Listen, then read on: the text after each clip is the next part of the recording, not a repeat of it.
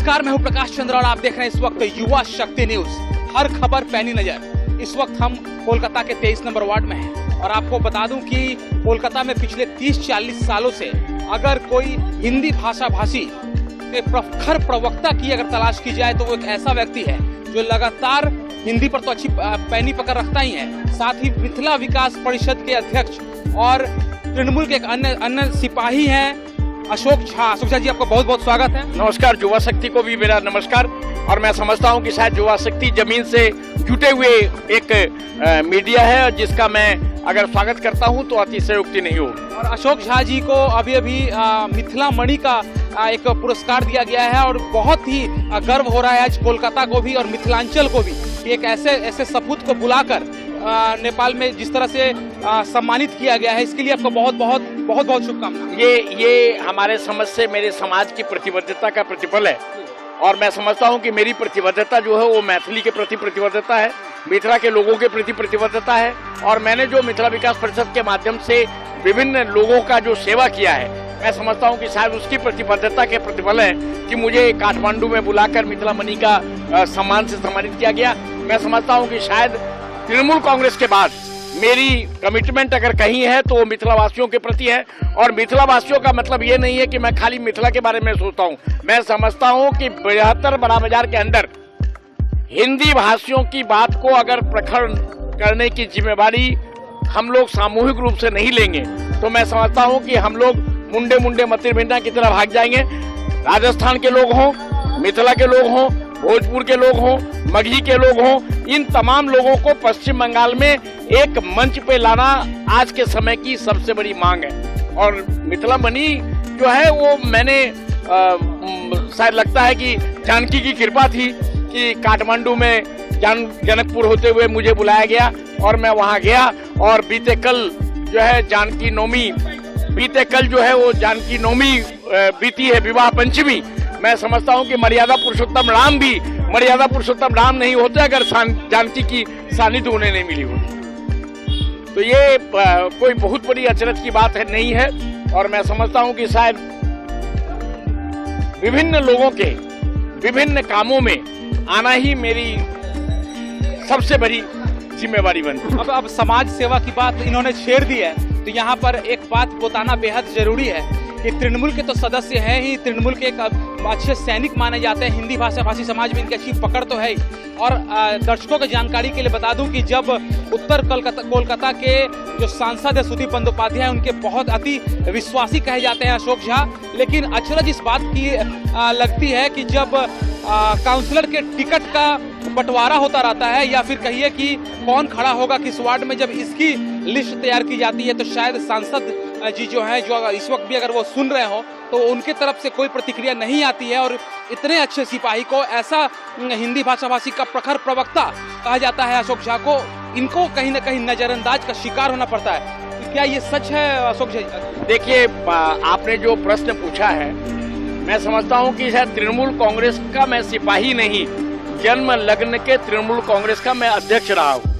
98 में जब तृणमूल कांग्रेस का गठन हुआ था, उस वक्त तृणमूल कांग्रेस का सिंबल लाने वाले 5 व्यक्ति जो थे, उसमें एक ममता बनर्जी थी, एक संजय बख्शी था, एक मैं था, एक मुकुल राय थे और एक और देवाशीष बोलके थे। और ममता दीदी की सत्यता की जो बात है, मैं उसका सिपाही हूँ। मूल्य बोध की राजनीति, आज तो माटी मानुष की राजनीति हो रही है, लेकिन मैं उस समय का तृणमूल कांग्रेस का कर्मी हूँ जब सत्यता की प्रतीक के रूप में ममता बनर्जी को पहचाना जाता था। और ममता दीदी के बाद मेरा आज भी अगर कोई नेता है तो उसका नाम सुदीप बंदोपाध्याय है। आपने दूसरा प्रश्न पूछा है कि आपको नजरअंदाज क्यों किया जाता है, ये उनकी सोच है। लेकिन मैं समझता हूं कि मेरे सोच में ऐसा लगता है कि मेरा अशोक झा होना ये मेरे लिए सबसे बड़ा दुखद अध्याय है। मैं अगर झा मिश्रा चौधरी ठाकुर नहीं होता तो शायद लगता है सुदीप दा को मेरे प्रति सोचने के लिए और ज्यादा बाध्य करता। लेकिन खैर, सुदीप दा अपने आप में एक बड़े नेता हैं और मैं उनका शागिर्द हूं, मैं उनको मानता हूं। और मिथिला के लोगों का ये खास चरित्र होता है कि जिसके संग रहता है उसके संग रहता है। वो जब जोड़ा मोमबत्ती पे खड़ा हुए थे, उस समय ममता दीदी हमको बुला के बोली थी कि अशोक, तुम सुदीप दा के छेड़े सुब्रतो मुखर्जी संगे काज करो। मैं उस समय जिला का प्रेसिडेंट था, लेकिन चूंकि मैथिली के प्रति प्रतिबद्धता दिखाए थे सुदीप दा, मैं जोड़ा मोमबत्ती का एक अव्वल दर्जे का सैनिक होना मंजूर किया, लेकिन मैं ममता दीदी का बात नहीं माना। वो भी मेरी बहुत बड़ी भूल थी, क्योंकि राजनीति में शायद आज के बदलते परिस्थिति में प्रतिबद्धता का कोई दाम नहीं है। लेकिन मैं ये मानता हूं कि झा, मिश्रा, चौधरी, ठाकुर, ये 4 अगर बिहार के उपनाम नहीं होते तो अशोक झा का शायद आज वो मूल्यांकन होता जिस मूल्यांकन की तरफ आप इशारा कर रहे हैं। अच्छा अशोक झा जी, एक सवाल आता है मन में कभी कभी कि ये मेरा सवाल नहीं है, लोग जो यहाँ के रहने वाले बड़ा बाजार के जो लोग हैं उनका सवाल है, हम लोग तो बस उनके सवालों को उठाना जानते हैं। एक सवाल है बड़ा बाजार के लोगों का कि क्या अशोक झा जो हैं वो थोड़ा सा रूठे हुए हैं, क्योंकि जब टिकट के समय तो आप ठीक थे, लेकिन जैसे ही टिकट का बंटवारा हुआ है या कहे नाम का अनाउंसमेंट हो गया, आप तीर्थ यात्रा पर निकल गए। देखिए, मैं तीर्थ यात्रा पर नहीं निकला, मेरा प्रायर अपॉइंटमेंट था मिथिला मणि के रूप में मुझे सम्मानित करने के लिए काठमांडू के मिथिला वासियों ने मुझे बुलाया था, तो मैं तीर्थ यात्रा में नहीं निकला था। मैं तो अपने नेपाली पड़ोसी भाई हैं जहाँ पे मैथिली द्वितीय भाषा के रूप में मानी जाती है, तो मैथिली के प्रति मेरी अनुराग जो है वो मुझे काठमांडू तक ले गया था, न कि रूट के मैं नहीं गया था, मैं कोई तीर्थ करने नहीं गया था। लेकिन अगर टिकट मिल जाता, बाई चांस अगर कहा जाता है कि लिस्ट में आपका भी नाम था, अगर अंतिम समय में हो सकता है कि इधर उधर हो गया हो, तो अगर लिस्ट में नाम रहता और नाम अगर आ जाता तो क्या आप वहाँ उसके लिए प्रतिबद्ध थे? देखिए, मैं फिर कहूँ, तृणमूल कांग्रेस मेरी आदर्श है, लेकिन मेरी प्रतिबद्धता जो है मैथिली है। महाकवि विद्यापति का संतान हूँ, जानकी के प्रति मेरी अनुराग है, तो मुझे अगर मिथिला के लोग टिकट, जिस दिन इलेक्शन है उस दिन भी अगर सुबह में हमको बुलाते तो मैं पहले वहां जाता, बाद में मतदान करता। अच्छा, एक सवाल यहाँ पर यह भी आता है कि अब जब सब कुछ क्लियर हो चुका है, टिकट प्रचार जम के चल रहा है कोलकाता में, और अब जो प्रत्याशी हैं वो अब प्रचार के मिडिल स्टेज में आ चुके हैं, अब ऐसे में बहुत सारे मिथिला वासी जो हैं वो भी यहाँ के वोटर्स हैं, और तृणमूल के सैनिक आप भी हैं, वो भी हैं, और कहा जाता है कि मिथिला विकास परिषद के जितने लोग हैं या फिर अगर कमेटी से नहीं भी जुड़े हुए हैं और मिथिलांचल से उनका अगर ताल्लुकात है तो वो केवल अशोक झा की बात सुनते हैं। अशोक झा, आप युवा शक्ति को क्या कहेंगे? क्या वो तृणमूल को के साथ आप हैं, या जो वोट होगा वो तृणमूल को दिया जाए, या फिर खेला होवे? देखिए, खेला तो हवे, खेला हवे का रूप चाहे टेस्ट मैच का हो चाहे वनडे मैच का हो, खेला हवे। और खेला हवे का मतलब अगर कोई ये समझता हो कि हमारे पक्ष में ही खेला होगा तो वो मूर्खों के स्वर्ग में वास करता है।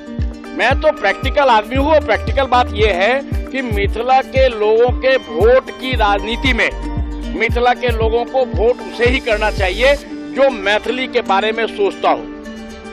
हमारे विधायक हों, चाहे सांसद हों, चाहे विरोधी दल के हों, चाहे सत्ताधारी दल के हों, मिथिला विकास परिषद के अध्यक्ष होने के नाते मेरे दिमाग से ये बात निकल जाता है कि मैं तृणमूल कांग्रेस करता हूं कि मैं कौन दल करता हूं।